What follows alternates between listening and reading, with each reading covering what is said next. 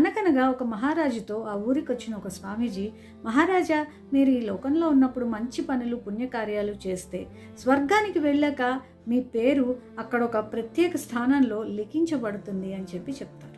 అప్పటి నుంచి మహారాజు దాన ధర్మాలు, పుణ్యకార్యాలు, మంచి పనులు చేశారు. రాజు కొంతకాలానికి కాలం చేశారు. యమభటులు రాజుని మంచి పనులు చేయటం వల్ల స్వర్గద్వారం దగ్గర వదిలిపెట్టారు. స్వర్గద్వారం దగ్గర ఉన్న భటుడు రాజుని ఇంద్రసభలోకి తీసుకెళ్తాడు. అక్కడ ఒక పెద్ద గోడపై ఎందరో పేర్లు రాయబడి ఉన్నాయి. ఆశ్చర్యపోతూ ఎవరు వీళ్ళంతా అని అడిగాడు రాజు.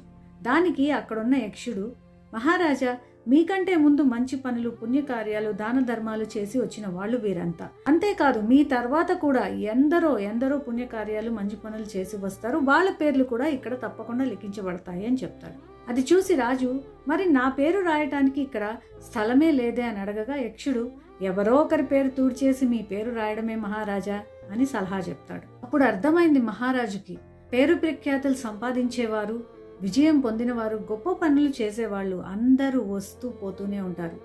కానీ ఎవ్వరి పేరు శాశ్వతం కాదని ఇంకొకరు వచ్చి ఆ పేరుని తుడిచేస్తారు అని అర్థమైంది. కాబట్టి నిజం ఏంటంటే, కీర్తి ప్రతిష్టల కోసం కాక సమాజ శ్రేయస్సు కోసం పాటుపడేవాడే నిజమైన రాజు, రారాజు. మీకు ఈ వీడియో నచ్చినట్లయితే ఒక లైక్ చేయండి, కామెంట్ చేయండి.